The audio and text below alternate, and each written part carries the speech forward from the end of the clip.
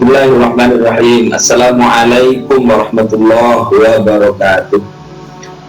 Bismillah, alhamdulillah, wassalamu ala rasulillah wa ala alihi wa sahabatihi wa man tabi'a hudahu wa sunnatahu wa jama'atah min yaumina hadha ila yaumil ba'thi wa yaumil nahdah. Amma ba'du, yang sangat saya hormati para sepuh, para kiai, khususnya bapak-bapak yang menjadi pengurus yang dosen Nahdlatul Pusat yang kita muliakan, bapak-bapak sahabat-sahabat sekalian yang menjadi narasumber dari Kiai Mudofir dan Bapak Mu'alif yang sudah memandu acara ini, yang sangat saya banggakan.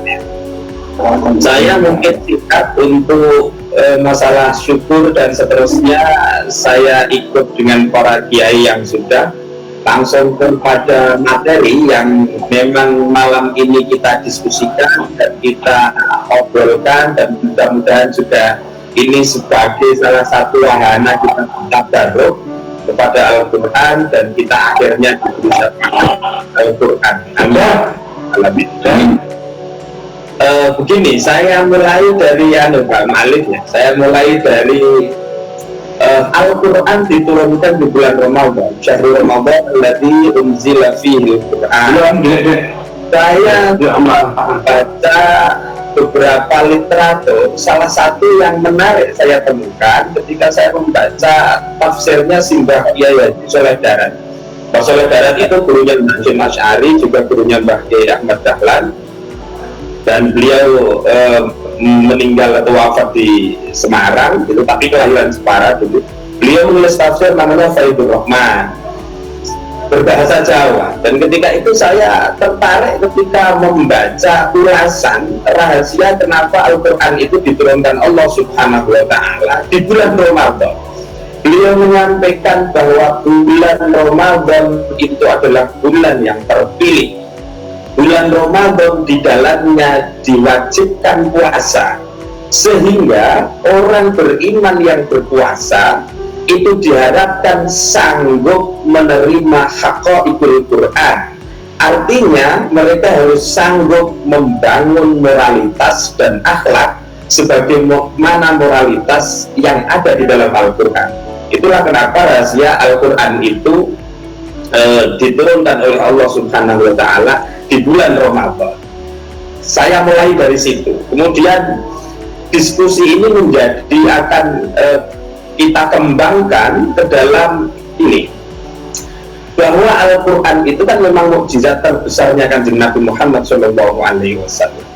Jadi mukjizat nabi-nabi dulu itu sifatnya hissiyah, indrawi, dan yang hissiyah itu biasanya gampang hilang dan juga gampang berganti karena teknologi akan semakin maju. Tetapi kalau mukjizat Al-Quran itu tidak hissiyah, tapi sifatnya akliyah. Ketika sifatnya akliyah, saya kemudian menangkap apa yang ditulis oleh Sayyid Muhammad Alawi Al-Maliki ya. Beliau meringkas kitab Al-Itqan menjadi Al-Qaidul Asasiyah fi Ulumil Quran. Kemudian beliau menyampaikan rahasia kenapa kok Al-Quran itu sifatnya akliyah, masuk akal, rasional. Silahkan dikaji, dan sampai hari ini kalau kita bisa klaim itu ilmunya, ilmu Al-Quran tidak pernah habis. Nah, itu beliau menyampaikan, Sayyid Muhammad ya, menyampaikan bahwa itu menunjukkan kecerdasan umatnya Kanjeng Nabi Muhammad SAW. Sehingga mukjizatnya Kanjeng Nabi yang hissiyah banyak, tetapi tidak perlu diekspos. Yang paling diekspos menjadi mukjizat terbesarnya Kanjeng Nabi adalah Al-Quran, karena Al-Quran akliyah, tidak hissiyah. Dan itu menunjukkan bahwa umatnya Kanjeng Nabi adalah umat-umat yang cerdas. Itu. Kemudian sahabat-sahabat sekalian, bapak-bapak, para kiai, dan yang mengikuti acara ini yang sangat saya hormati, artinya kita sekalian itu menjadi orang yang sangat beruntung karena kita ditinggali Al-Quran oleh Kanjeng Nabi Muhammad SAW. Sehingga ketika itu sudah ditinggalkan untuk kita. Jadi tadi Kiai Muslim sudah menyampaikan taraktu fikum amroin gitu ya. itu, sehingga memang harus kita akrab dengan Al-Quran itu. Jangan sampai, karena belakangan fenomena ya, saya tidak mengecilkan kita yang ada di sini, tetapi beberapa kali saya mengikuti international conference atau seminar di bidang Al-Quran, itu banyak pakar dari luar yang dia bahkan bisa jadi tidak seakidah dengan kita atau tidak seagama dengan kita, tapi mereka satu sisi ada yang tertarik mengkaji Al-Quran. Memang kalau misalnya kita berbicara masalah kajian Al-Quran terkait dengan orang-orang yang ada di luar, itu memang banyak motif ya. Tetapi kemarin misalnya ada salah satu pakar terjemah Al-Quran yang diundang, itu ternyata memang meskipun dari kita banyak, tetapi orang-orang sana juga tertarik untuk mengkaji itu. Sehingga kita harapkan kita sendiri itu memang harus akrab dengan Al-Quran. Nah, keakraban itu kemudian dimulai dari membaca. Dan membaca Al-Quran itu memang jangan sampai kita semuanya itu mendapatkan kritik dari Allah Subhanahu wa Ta'ala. Saya sempat melihat apa yang ditulis oleh Imam Al-Ghazali di dalam Ihya ya. Dan dalam babi dan mitilawatil ghafilin, beliau menyampaikan dulu di dalam Taurat.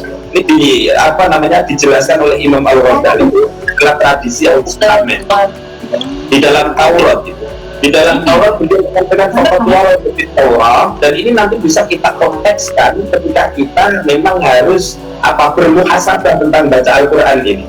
Beliau menyampaikan di Taurat, ya abdi ama tastaqidun yatika kitabun min ba'di ikhwanik wa anta tariqati fata'dila 'ala tariqi fataqud li ajlihi wa taqra'ahu wa tatabba'u harfan hatta la yafutaka minhu syai'. Wa hadha kitabun anzaltuhu ilayk undur kam fassaltu laka fihi min al-qawl wa kam karartu 'alayka fihi litu'ammila tulahu aradah thumma anta mu'ridun anhu afakuntu ahwana 'alaika min ba'di ikhwani. Itu salah satu potongannya. Kalau misalnya kita terjemahkan bebas begini, Allah itu menyindir di tradisi Taurat dulu orang-orang yang tidak mau membaca kitab suci gitu ya. Kemudian disindir begini, apakah kamu tidak malu? Kenapa begitu ya Allah? Kalau kamu dapat WhatsApp dari pacarmu, atau kamu dapat SMS, atau dapat surat, ya kita berminta di ikhwani dari pacarmu atau dari temanmu, sementara kamu dalam posisi sedang jalan, kamu bela-belain berhenti, kemudian WhatsApp itu tadi kamu baca harfan hatta la yafutaka min syai', huruf demi huruf, kalimat demi kalimat, sampai tidak terlewat satu huruf pun. Itu kalau misalnya WhatsApp dari pacar atau WhatsApp dari teman gitu ya. Tetapi wahada kitabun anzaltuhu ilaik, Taurat ini adalah surat atau WhatsApp atau kitab yang saya turunkan kepadamu, dan itu lisa'ada bidari, banyak sekali, dan bahkan hampir seluruh sisi kehidupan kita itu diatur di situ, dan untuk kebahagiaan kita di sini dan di sana. Tapi wa anta mu'ridun anhu, tetapi kamu kok seakan-akan nggak peduli itu. Apa kuntu ahwana indaka min ba'di ikhwanik, apa aku kau anggap lebih hina daripada teman-temanmu itu, daripada pacar-pacarmu itu? Kalau di WhatsApp pacarnya dibaca sampai tak terlewat seluruh pun, tapi kalau di SMS di WhatsApp sama Gusti Allah, ternyata kita nggak peduli sama sekali. Jangankan baca, buka saja kadang-kadang males gitu ya. Makanya kita mudah-mudahan tidak masuk dalam kategori yang disindir oleh Allah Subhanahu wa Ta'ala gara-gara kita tidak memperhatikan kitab sucinya. Memang diawali dari membaca, sehingga kalau misalnya sudah membaca, pasti kita tertarik untuk mengkaji. Kalau misalnya kita sudah tertarik untuk mengkaji, tadi termasuk keilmuan dari sisi manapun yang disampaikan oleh para kiai tadi, itu kita pikir atau saya kira menjadi hal yang memang harus untuk kita lakukan kajian-kajian semacam itu. Jadi kira-kira itu yang saya sampaikan sebagai pemantik di malam ini. Dan begini untuk penutupnya ya, saya kemarin tahun yang lalu itu mendapat beasiswa PKM ya, program pendidikan kader mufasir, di tempatnya Pak Kures di PSI Jakarta. Ketika itu saya sempat bertanya tentang membaca Al-Quran ini, karena memang kita tahu bahwa dalil tentang membaca Al-Quran itu kan unik dan luar biasa. Jadi satu huruf dalam Al-Quran itu kebaikan tersendiri. Alif Lam Mim itu ya dihitung per hurufnya. Kemudian saya mencoba untuk bertanya, Pak Gures, kalau misalnya kita membaca Al-Quran itu mendingan cepat tetapi dapat banyak hurufnya, atau kita membaca Al-Quran itu tartil tetapi dapat hurufnya cuma sedikit gitu. Jadi kita itu lebih mementingkan kualitas bacaan atau sebenarnya kita mementingkan kuantitas bacaannya? Karena jawabnya yaitu jangan dipertentangkan. Kalau misalnya bisa ya bacanya itu adalah tartil, karena tartil watil Quran tartila itu adalah prinsip gitu.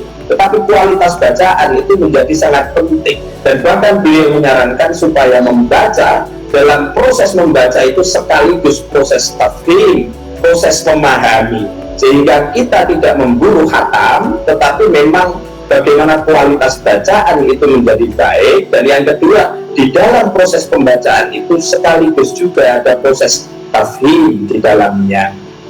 Kira-kira itu dulu Pak Mu'alif yang saya sampaikan. Mudah-mudahan ini ada manfaatnya, dan matur nuwun saya niati tadarusan ngaji dengan para kiai dimanapun yang malam ini bergabung. Matur suwun, mohon muwafiq ila komit thariq. Assalamualaikum warahmatullahi wabarakatuh. Waalaikumsalam.